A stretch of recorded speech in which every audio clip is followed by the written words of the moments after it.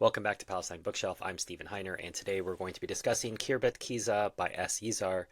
S. Yizhar is a pen name for Yizhar Smilansky, who wrote this, I think, frankly, very beautiful novel as a way to come to grips with the Nakba from the Israeli side.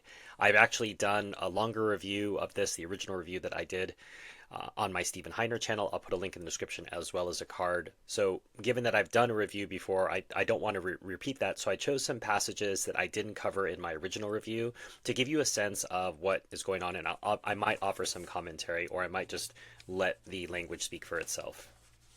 Our wireless operator, who had been granted a quarter-hour break, switched off his fizzling transmitter receiver, came over to us, and immediately turned to Shmulik. Shmulik, you know what? Shmulik turned over on his side, looked at him with raised eyebrows, and uttered a single sentence. What do you say about those donkeys and their incredible vitality? The operator said. What are you talking about? Said Shmulik.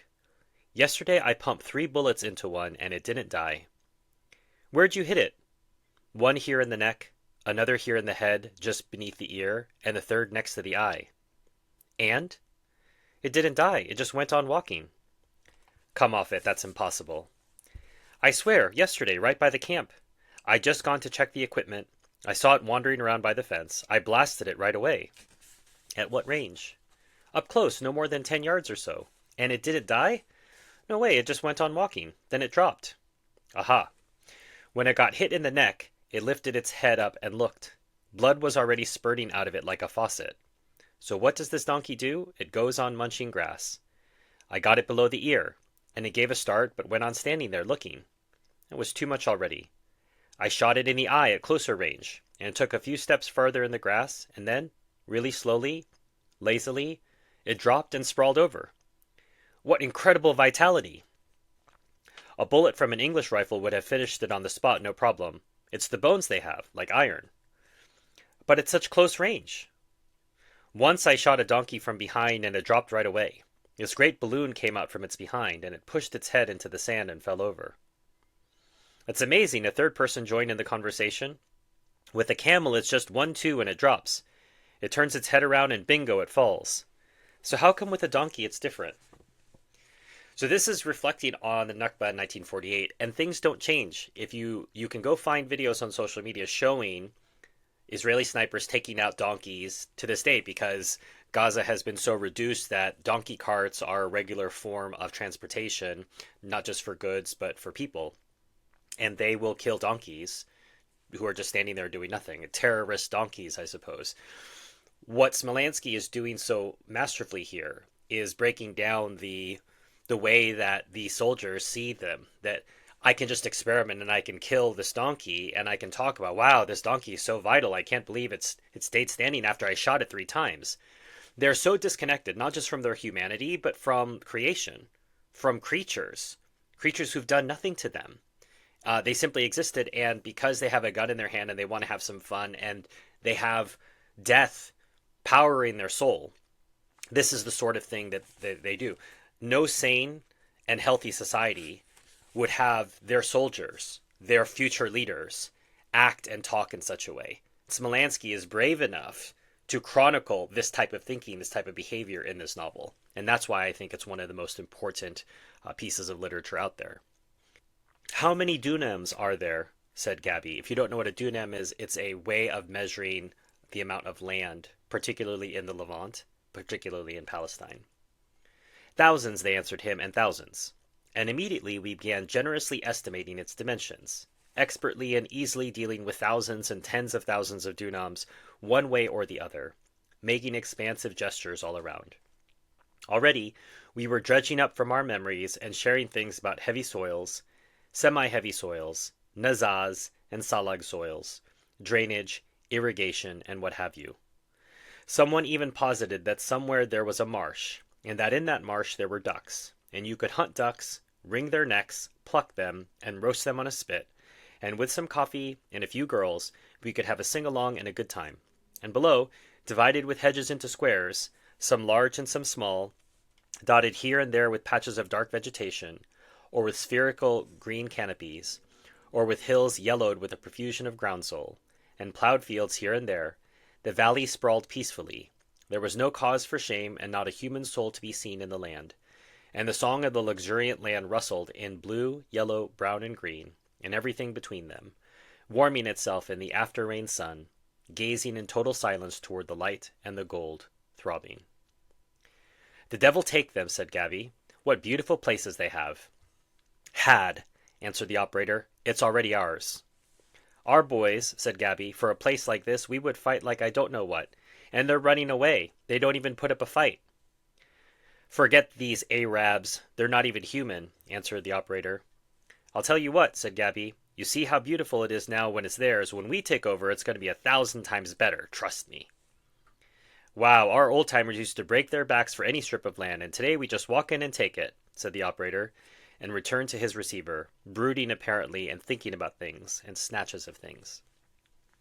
Here again, a very brief passage conveys many ideas that were current at that time. One of the arguments Zionists like to use is the land was underdeveloped, as if having underdeveloped land means it should be stolen from you, that it was backwards, that it was underpopulated, as if these are all reasons why you can go in and take land from somebody, because the land is allegedly underpopulated or allegedly underdeveloped. And here you see this beautiful description of a well-cultivated part of the countryside that looks beautiful, and they say, this is beautiful, so, oh, it's going to be better. They're not even humans. Another trope, which we see today, they're human animals, they're not real people. That's why we can dehumanize them. That's why we can murder their children. And finally, our old-timers used to break their backs for any strip of land. Today, we just walk in and take it. It's an admission of theft. We just come in and we take this land. Didn't pay for it, just chase people off. And the idea prevalent in the Zionist mind is if we had a place like this, we would stay and fight for it. Yeah, because you have weapons, because all kibbutzim had weapons and were given weapons training. That's not, the Arabs lived in this land for centuries. They didn't have any idea that they needed to have weapons to defend themselves from invaders. Instead, on the opposite side, Zionists were given weapons so that they could become the invaders. And then we're told, oh, we have to protect ourselves from the Arabs. And the Arabs were not attacking them. In fact, the Arabs welcomed many Zionist early settlers in and gave them refuge in their village. If you watch the documentary Tantura, which I'll put a link in the description as well as a card, we have testimonials from Jews who said that when they first moved to Tantura, they lived in the Arab village. But I thought all Arabs hated Jews. So we have documentary evidence of Zionists being welcomed in and taken care of until the Arabs started to realize what the long-term project was, which was to dispossess them and get them out of the land and ethnically cleanse them. We were lying on our stomachs watching the scene with enjoyment and getting more and more excited both by Gabby's hits and by Moishe's wisecracks, looking around to see if we couldn't find some gainful employment for ourselves as well. Now we could also hear the shots of the covering company beyond. And then there was fabulous crossfire, as it's called. "That'll tickle their tummies, ha," someone said. All unawares, I had a fleeting recollection of how it had been for us at home only a short time ago, and a long time, and a very long time, and even beyond the threshold of the distant twilight of youth, when there were sudden shots, shots from the border, shots from beyond the citrus groves, shots from the distant hills, shots in the night, or shots at dawn, and rumors, and the blackout, and something huge, serious, threatening, and worrisome, and running, and whispering, and strained listening, and shadowy figures setting out with rifles, figures at once strange and solemn, running down the road, excited voices, and somebody insisting on silence, and at once, in the same association apparently, came a precise and certain image, how in that same white and blue plastered house with the green shutter, somebody had stood up from what he was doing in sudden terror, how in the mud brick house somebody had stopped eating, how somebody in the cluster of houses to the right had silenced whoever was speaking at that moment. Shots, feverish shivering, guts clenched, a mother frightened to death coming out to gather her children in almost heart-stopping panic. The sudden hushed silence, the well-known "Pray God it isn't us, dear God." How for an instant the prayer hung in space, a long, drawn-out, ancient, mysterious instant, peering out here and there before it was determined. Inside every single heart, and inside the heart of all, as one, the pounding of a primeval drumbeat that cried out, "Danger, danger, danger."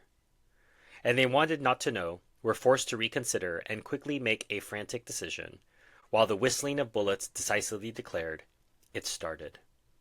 I mean, what a description of the terror and the ambush that so many of these people faced late at night when they thought we're safe in our own homes and our own beds, and then their village comes under attack and their children get murdered. So here I had read part of this passage addressing a particular woman and her child, I think an archetype of the strong Palestinian woman. This is another part of this tableau, which I'm going to read now. They had occupied the village and left the villagers to wait for trucks to take them away. Among the women, meanwhile, a monotonous, almost incidental weeping started up, which occasionally mounted to a loud sobbing and was choked back. Some women bared a breast to their babies, some covered their faces with a veil, leaving only frightened eyes. Some addressed broken phrases and reprimands to their children, whose patience had given out, and who had begun to fidget, approaching us, resting one bare foot upon the opposite knee, and devouring us with their glances, staring wide-eyed at the sight of our every move, as if it were a performance. Only rarely did a single cry burst forth and open the pent-up hearts in tears, and then a general weeping broke from the women, until one of the old men raised his voice and rebuked them, and they gradually controlled themselves.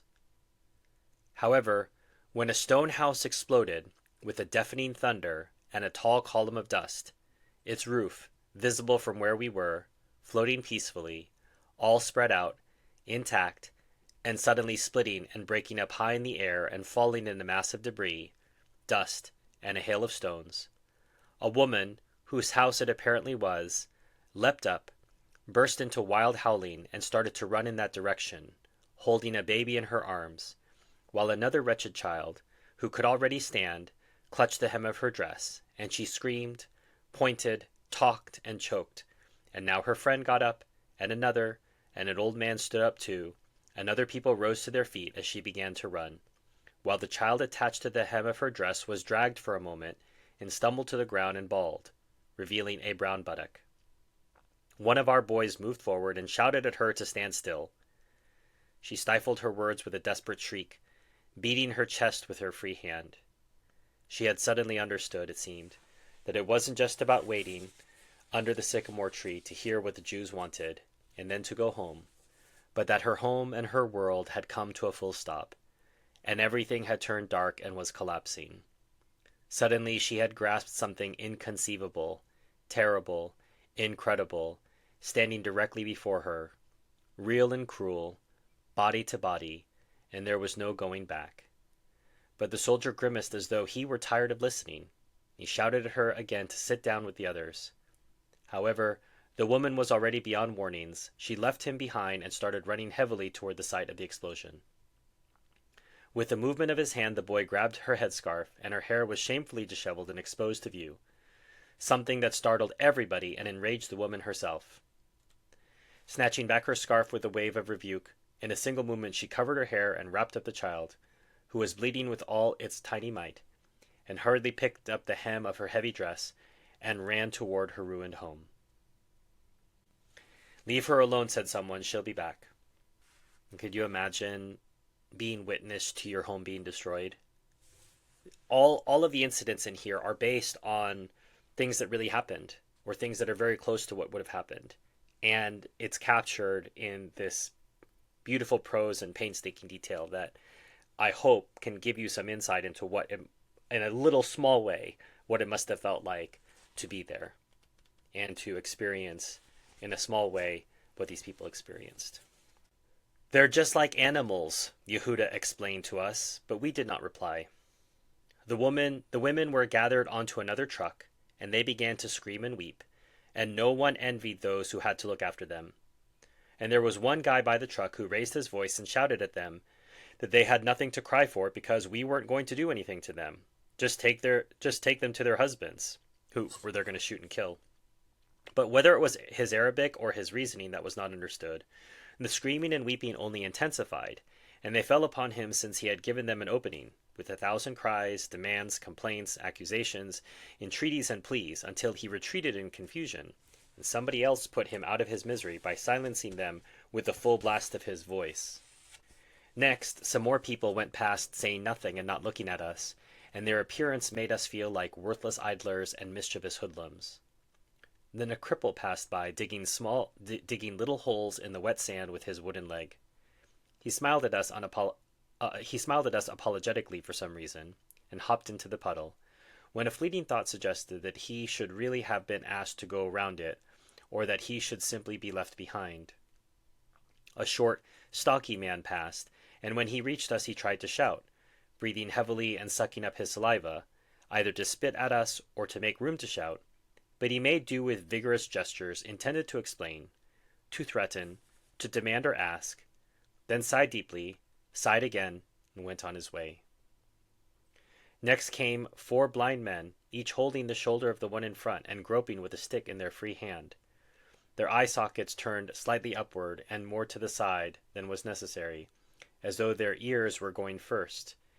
And over and above the special attentiveness that blind people have, and a fear of stumbling at the next step, they suffered from a great and general fear that came from not knowing anything about where they were going, or what there was in the place they were going to, or what the others were doing.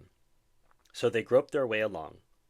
It was amazing how they had managed to find one another and form a group.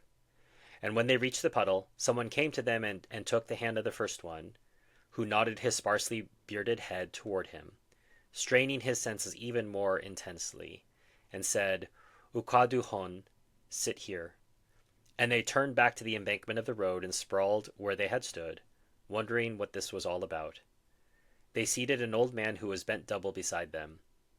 We felt a mood of beggary, pus, and leprosy, and all that was lacking was the sound of dirges and charity saveth from death.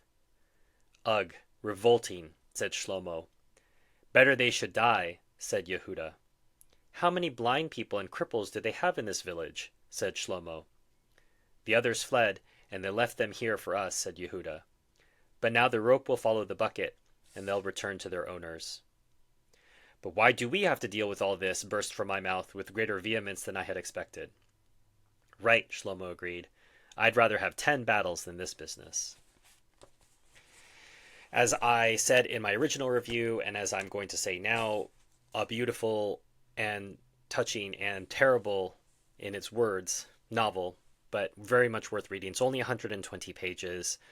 It's important for you to see the Nakba always. It's always important to see it. But to see it from the Israeli side, a self-aware Israeli, someone who understands the tragedy of what happened, I think is really important. So if you'd like to get a copy of the book, one way you can do so and support this channel is by buying using the link in the description below. A free way you can help the channel is by hitting like, subscribe, sharing this with people who might be interested in the Palestinian issue and hearing differing perspectives. If you'd like to thank me for this presentation, there's a link to PayPal and buy me a coffee below. If you'd like to nominate a future book, my Amazon wishlist is below. You'll see links to Palestinian books as well as other books that are not related to Palestine. They might be related to my other channels, my main Stephen Heiner channel, as well as a channel I help out on called The Americans in Paris. But if you want to nominate a book for this channel, obviously pick one on the Palestinian issue and send it to me, and that way you can somewhat sponsor the video, and I will try to review it in a timely manner. There's also a link to Patreon and YouTube membership if you'd like to support this work on an ongoing basis and get early access to videos like this one, as well as have a chance to chat with me behind the scenes and get access to videos that I do not publish to the public on YouTube, just for members only. A reminder that when this channel is monetized, we're still on a journey towards monetization. 100% of the profits will go to the Palestine Children's Relief Fund. There's a link to them in the description. They're a medical charity that helps Palestinian children get medical care who could not otherwise get it. You can support them directly by using that link, or you can support them indirectly by watching as many videos as you can and getting the channel monetized. Until next time, enjoy your reading.